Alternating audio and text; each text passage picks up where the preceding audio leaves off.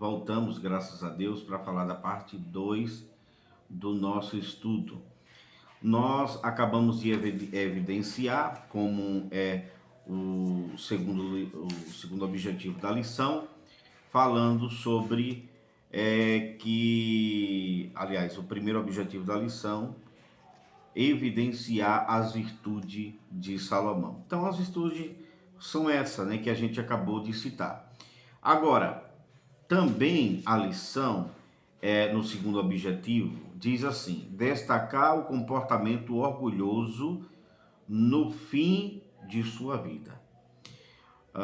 Não sabemos precisar que etapa da sua vida Salomão começou declinando. Mas 1 Reis capítulo 11 já vai falando que Salomão, ele casou-se. 1 Reis 11:1 diz assim: e o rei Salomão amou muitas mulheres estranhas, e isso além da filha de Faraó. Então, nós percebemos, eu já quero pedir desculpas, irmãos, que estão escutando aí um barulhozinho de fundo. Irmãos, sei não. Quando a gente tenta gravar, há tudo silêncio. Aí começa o bate-bate. Eu vou gravar assim mesmo, hein? Preste atenção no conteúdo somente e esquece esse barulho de fundo. Bom, então, destacar o comportamento orgulhoso de Salomão tem a ver com o desvio propriamente dito de Salomão. Então, Salomão casou-se com muitas mulheres. E diga-se de passagem, mulheres de outra religião, não eram mulheres da nação de Israel. Você vê que isso é um problema. Veja, e o rei Salomão amou muitas mulheres estranhas. 1 Reis 11:1. Além da filha de Faraó, moabitas, amonitas, adonitas, sidônias e eteia. Agora preste atenção no versículo 2. Das nações de que o Senhor tinha dito aos filhos de Israel, não entreis a elas. Então, ele, além de ter casado com mulher da qual o Senhor disse aos filhos de Israel que não era para casar, e isso já estava muito bem explícito para todos os israelitas, ele tornou-se polígamo, não é bígamo, né? Que é um homem que tem duas mulheres. Ele tornou-se polígamo. Ele tornou-se uma pessoa com 999 mulheres a mais daquela permitida, né, por Deus. Ou seja, o homem ele só pode casar com uma mulher e não com várias mulheres, né? E isso está muito bem claro. Por exemplo, o Senhor só fez uma mulher para Adão, não fez duas. Uma tá bom demais. Aí o que acontece, irmão? Ele se tornou polígamo e casando-se com várias mulheres de outras nacionalidades. Cada mulher dessa servia a um Deus diferente. Cada mulher dessa tinha um pedido diferente. Então, ele tornou-se um idólatra, irmão. Assim, não tem como dizer que ele tornou-se meio idólatra, até porque a Bíblia diz que um servo ele não pode servir a dois senhores. Ou há de agradar um e aborrecer o outro e vice-versa. E Deus ele não tem os seus servos de forma dividida. Ou seja, você pode servir aí aos deuses estranhos e também pode me servir na outra parte da tarde. Ou não pode. Né? Os 400 profetas de Baal foram para fio da espada. Por quê? Porque Deus não é aquele Deus que divide a sua glória com ninguém. Então ele também tornou-se ambicioso. Se você for lendo todo o contexto, você vai vendo que essas princesas, versículo 2, das nações que o Senhor tinha, não entreis a ela. Versículo 3, e tinha 700 mulheres princesa. Por que ele se tornou ambicioso? Porque essas princesas era fruto de alianças com outros reis da época para ganhar território. Quando ele se aliava a essas pessoas que faziam esse tipo de acordo com o rei daquele país, daquela nação, Então, o que é que acontecia? Para selar esta amizade, ele ganhava uma princesa como esposa. Então, irmãos, veja que declínio, que desastre, que catástrofe na vida de um homem, do homem mais sábio de toda a Bíblia. Do homem mais sábio de toda a Bíblia. Então, você vê que ele declinou, né? Como se fosse uma queda de paraquedas mesmo. Nós ainda temos, por exemplo, tradições árabes e judaica, e inclusive tradições etíopes, que diz que Salomão, ele teve um relacionamento amoroso com a rainha de Sabá. A Bíblia não diz, né, irmãos? Mas é uma opinião minha, particularmente minha. É um entendimento meu. Isso não é a lição que está dizendo, não é a Bíblia que está dizendo. É baseado naquilo que as pessoas comentam das tradições árabes etíopes, que são o pessoal da África, né, daquela região dali, e também até no judaísmo, diz que Salomão teve um filho com a rainha de Sabá, e o nome dele era Menelik I, ele que foi fundador da Casa Real Etíope. Eu acredito, irmãos, estou dizendo eu, né? Você pode não acreditar, você está no seu direito, não é a Bíblia que diz também, mas eu acredito. Por que eu acredito? Porque a gente vê um Salomão totalmente descontrolado. O homem era insaciável, o homem era, você está entendendo? O homem era mulherengo. Nós vemos na história, né, outros homens que tiveram outras mulheres, mas o Salomão superou em muito todos os outros, até os reis ímpios, aqueles que viviam na impiedade, entendeu? Então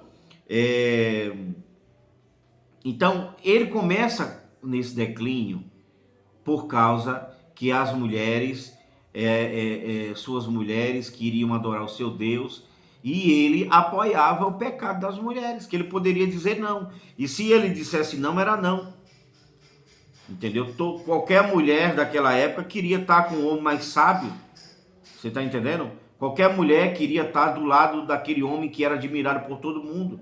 É como se fosse hoje o Brad Pitt, sabe, um Caio Castro, sabe, um desses aí. Então, irmãos, mas ele apoiou o pecado, em vez de ele condenar, dizer, na nossa terra, um Deus todo-poderoso, mas não, pelo contrário. Então, você lê o versículo 7 e 8, veja aqui, o que é que ele diz, versículo 7 e 8. Então edificou Salomão um alto a Quemós, a abominação dos moabitas, sobre o monte que está diante de Jerusalém. Veja, ele teve, irmão, a audácia, Salomão teve a audácia de edificar um alto a Quemós, no monte de frente com o templo que ele edificou para Deus. Você está entendendo? Ele não edificou uma casa para Deus, o templo, lá no Monte Moriá? Aí o que é que ele faz? Praticamente de frente do templo que ele edificou para Deus, edificou outro templo para os outros deuses. Isso, irmãos, é um verdadeiro absurdo, né? Você pode dizer assim, irmão, mas se você tinha feito o mesmo. Talvez não, porque o pai dele não fez, Abraão não fez, outro posterior a ele não fez. Você está entendendo?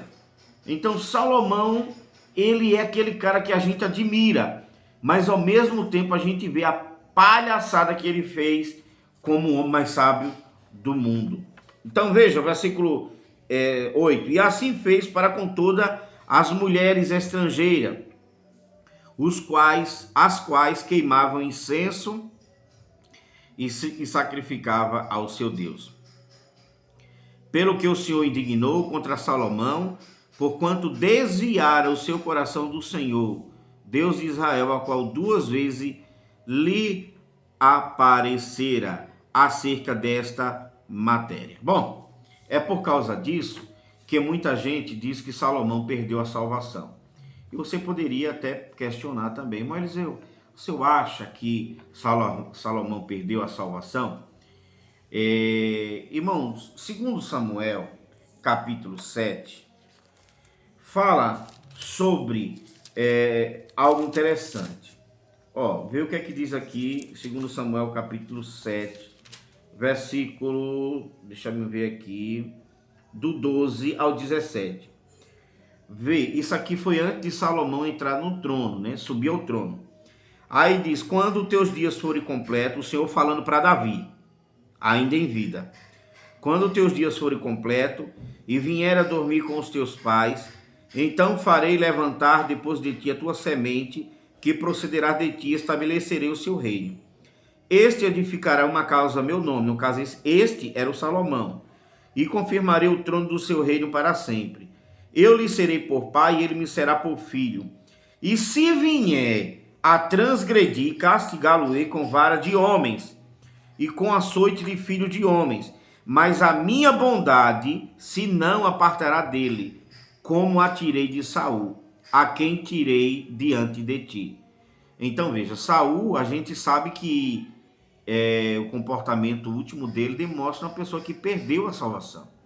Agora, no caso de Salomão, o próprio Deus afirma a Davi que ele não tiraria sua bondade sobre ele. O castigaria de alguma forma, mas não tiraria. Agora veja o versículo 16. Estou lendo, segundo Samuel 7, do 12 a 17. Agora vou ler o 16. Porém, a tua casa e o teu reino serão firmados para sempre diante de ti. Teu trono será firme para sempre, conforme todas essas palavras e conforme toda esta visão, assim falou Natã a Davi. Então, meus irmãos, olhando com carinho esse texto e olhando também o livro de Eclesiastes, que entende-se que o livro de Eclesiastes ele já escreveu na sua velhice. Na sua velhice, poderíamos tentar chegar a uma conclusão de que ele não perdeu a salvação. Mas só quem sabe é Deus, né? Só quem sabe é Deus. Eu não diria, porque Salomão não está na galeria dos heróis da fé, então ele se perdeu. Não, a galeria dos heróis da fé realmente não tem o nome lá de Salomão, mas não quer dizer que isso é a justificativa dele ter perdido a salvação. Agora, o estado que a Bíblia revela aqui, já em idade avançada, é catastrófico. Agora, quando ele escreve Eclesiastes, ele fala de tudo, né? Ele diz, lembra do teu Criador no dia da tua mocidade, antes que venha o mau dia. E aí ele vai falando que a vida se resume em temer a Deus, né? Se resume em temer a Deus. Então, a gente vê um Salomão, assim, digamos assim, arrependido, vamos falar assim. Ele faz uma análise da vida toda e demonstra o seu grau de arrependimento, né, diante de Deus. Agora, quando uma nação fraca ela era conquistada, as pessoas daquele país que foi conquistado, ele servia ao Deus, né, daquele novo rei. No caso de Salomão, é um ponto negativo, um dos mais, né, ponto negativo. Ele começou a servir os deuses dessas nações pequenas. Você está entendendo? Enquanto as nações deveriam servir o Deus dele. Então a gente vê um Salomão totalmente descontrolado. Sem contar que se fala, né? Até a Bíblia mostra que ele aumentou o imposto do povo. O israelita estava muito afadigado. Se a gente vivesse na época de Salomão, a gente ia admirar o templo, admirar outras coisas realizadas por ele, mas ia odiá-lo porque ele aumentou o imposto, o encargo, o povo era como se vivesse no Egito. É por isso que quando Roboão ele vai subir ao trono, ele diz assim, o povo pede para aliviar o jugo, e ele diz que ainda vai multiplicar. Tá? Então, irmãos, que Deus nos ajude, que Deus nos abençoe e que não devemos agir como Salomão. Fiquem todos na paz. Forte abraço para todos em nome do Senhor Jesus.